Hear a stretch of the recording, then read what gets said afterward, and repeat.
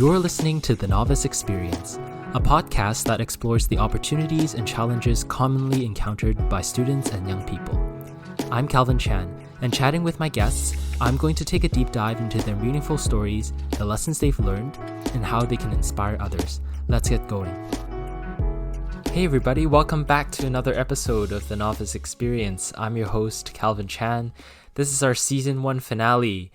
We've made it to 26 episodes over 26 weeks, and we're going to be taking a small break after this episode in preparation for Season 2.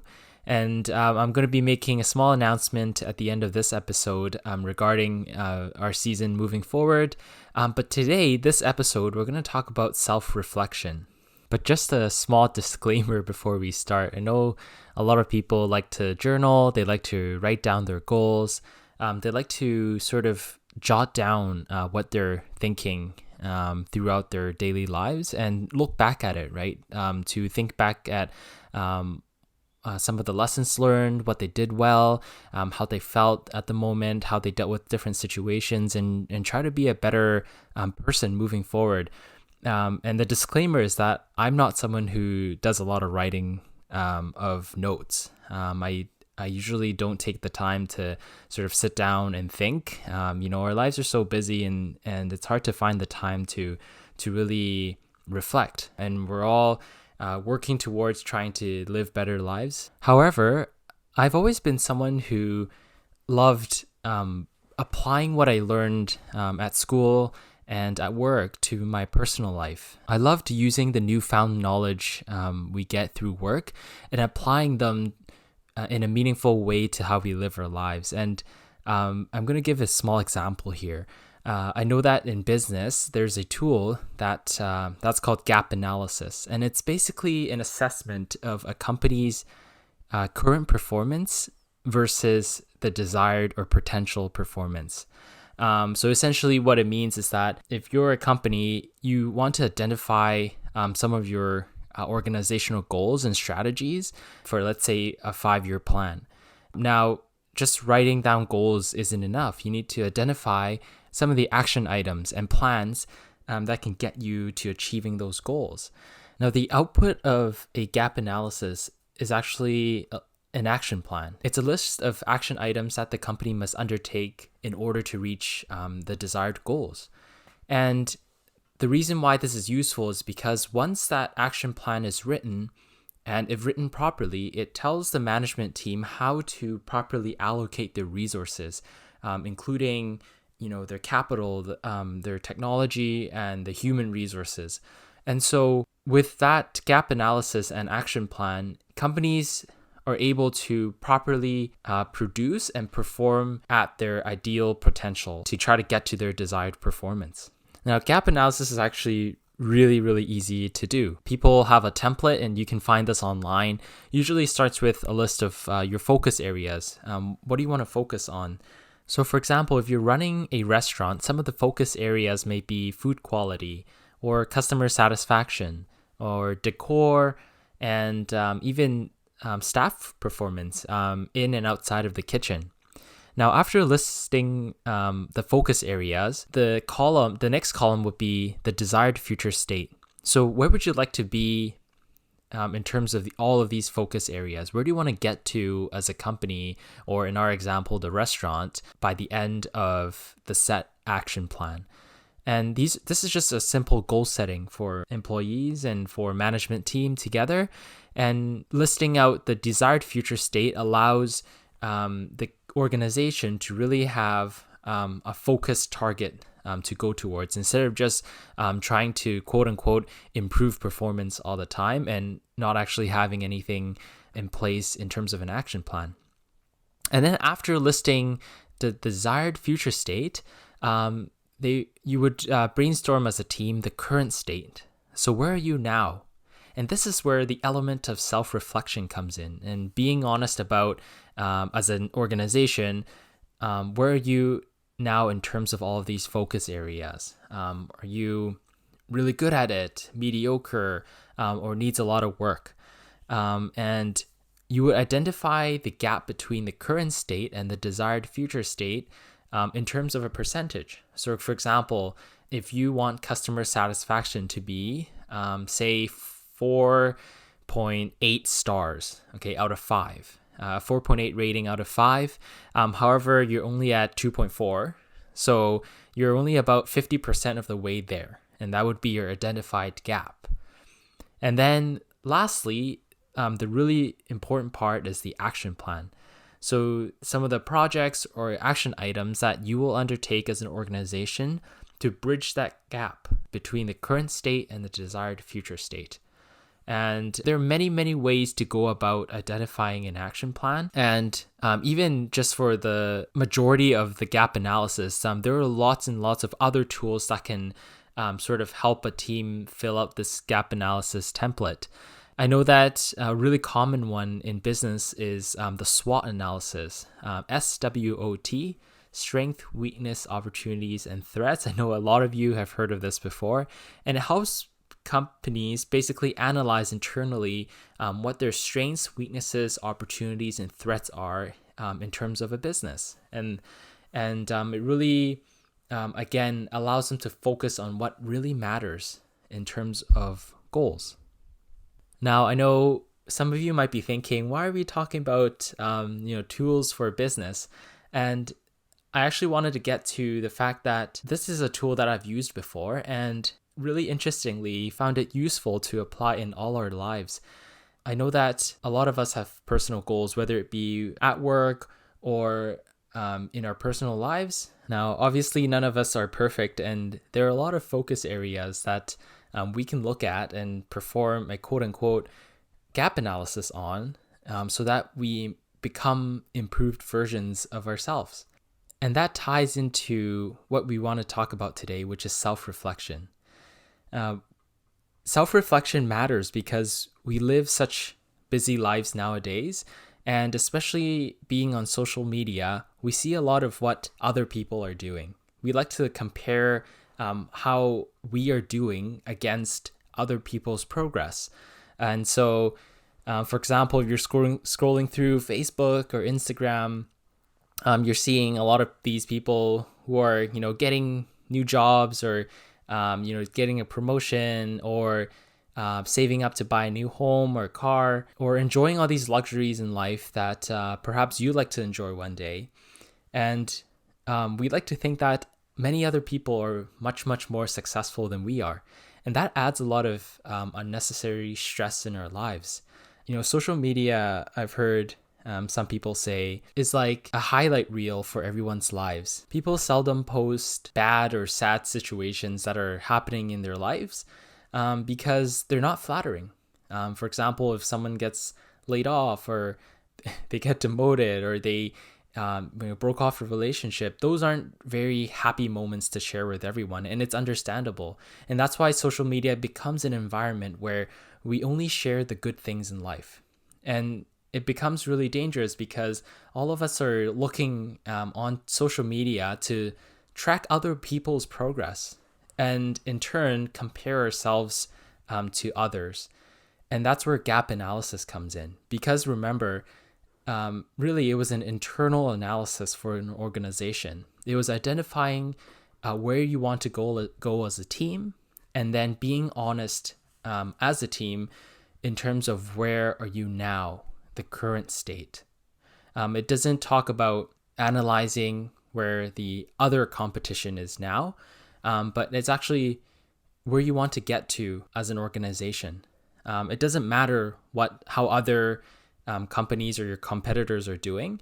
There might be a lot more analysis on that in terms of business, but for gap analysis, it's a truly, truly internal reflection as an organization.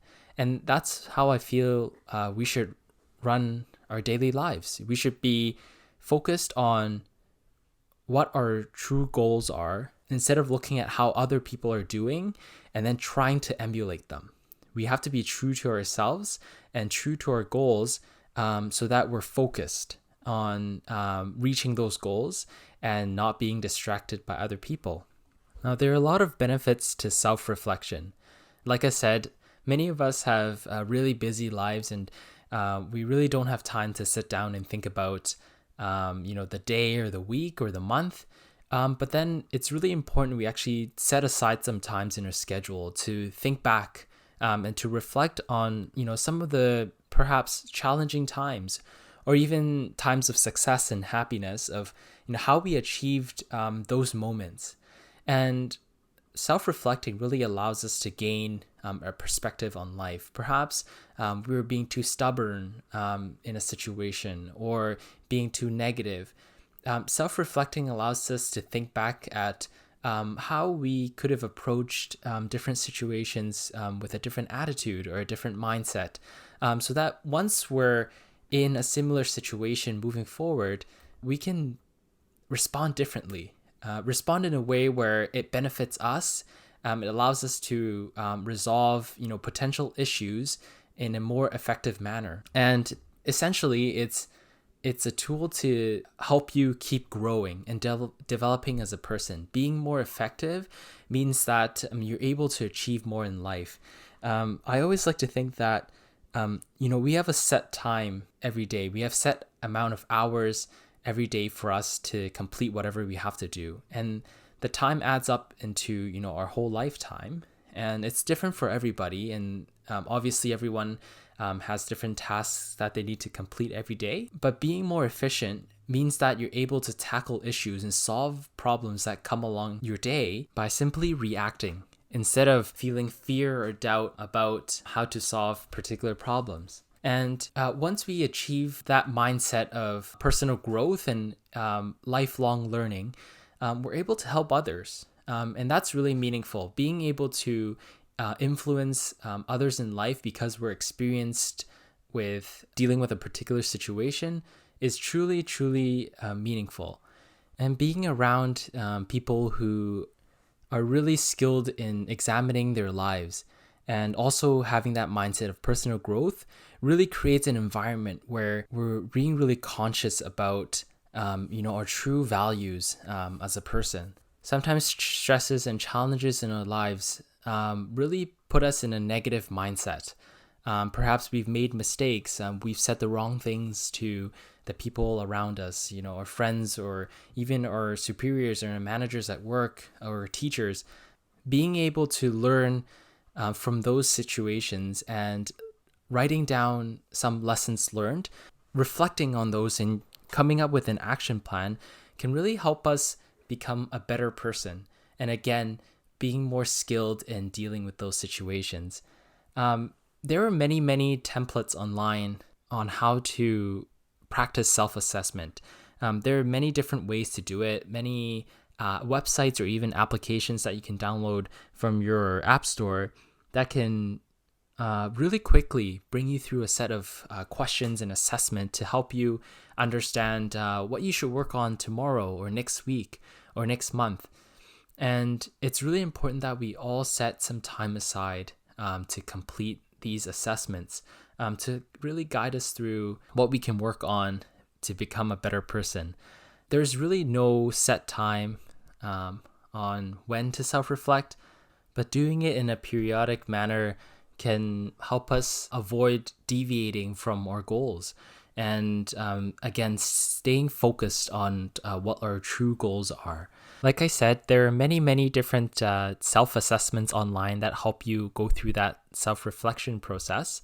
But I found during my research a company called Holstee, Holstee, founded in 2009 in Brooklyn, New York. That's a monthly membership company that helps conscious people live a more meaningful life through actionable guides, inspiring art, thought-provoking content, and a like-minded community of people. And Holstee has created what they call wellness dimensions. And there are 6 wellness dimensions, including mind, body, soul, work, play, and love, which are basically aspects of our lives that make up our well-being. And Holstee says that these dimensions are not binary, as in there aren't absolute haves or don't haves within all of us, but they exist on an ever-changing continuum based on the situations that we're in on an everyday basis. Now, I'd like to quickly elaborate on what these wellness dimensions are. First one is mind. So being aware of emotions and engaging in creative and stimulating activities. Body is being physically active, eating mostly whole foods, and prioritizing sleep. Soul is feeling both a sense of awe and connection to the world around us. Work is gaining satisfaction and fulfillment from responsibilities. Play is making time for activities that spark joy in all of us. Love is nourishing and being nourished by the people in our lives, whether it be family or friends. And when we're self-reflecting, no matter what tools you choose, being really aware of these wellness dimensions and having assessments that encompass all of them really helps us be in a healthy state of mind. And it's important to remember to never rush through these assessments. Taking time to reflect and maybe even taking multiple days to do one self-assessment can help us come up with more deeper and honest answers when we wake up every day, depending on our mood or environment. So I hope all of you will join me after listening to this episode in living a more examined life, being able to stay focused on ourselves internally, to grow as a community, to really reflect on what we do well and what we don't, and coming up with an action plan to help us reach our personal goals. And that brings me to talking about the Novice Experience podcast. This show was started because I wanted to capture the stories of young people as we embark on a really exciting and sometimes daunting journey in life, in work, or in education. And you'll notice that our guests haven't been in industry, or they haven't been professionals for 20, 30 years, but they're young people that are just graduating school or starting their careers or making meaningful change in our communities.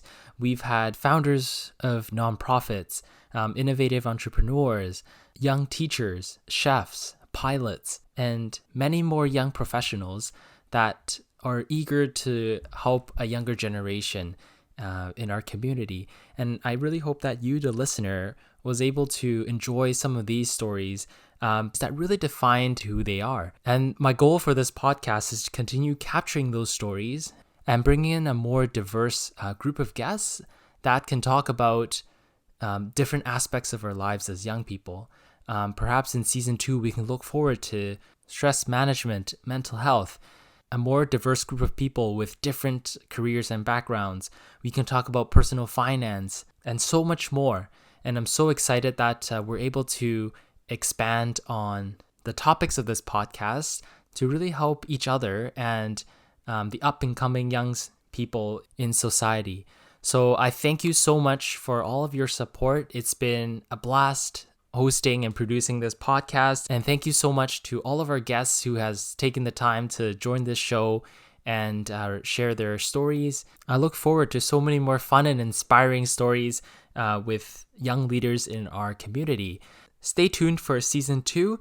Remember, you can find our podcast in all of your music streaming platforms, including Google Podcasts, Spotify, Apple Podcasts, and so much more. And you can find our full episodes on YouTube. And I'm really excited to announce that we'll be posting highlights of some of our season 1 interviews on our YouTube channel, which is called The Novice Experience. I'm so excited for our listeners to be able to watch our conversations and see our guests virtually as they talk about their stories. So that's it for season 1. Thank you again for all your support, and I look forward to talking to all of you again in the near future. Bye-bye. Thank you for listening to this week's episode of The Novice Experience. Our theme song is Concrete Jungle by Audio Binger. You can find us or reach out on social media at The Novice Exp. That's The Novice EXP. Don't forget to subscribe and leave us a review on all your podcast listening platforms. Talk to you next time.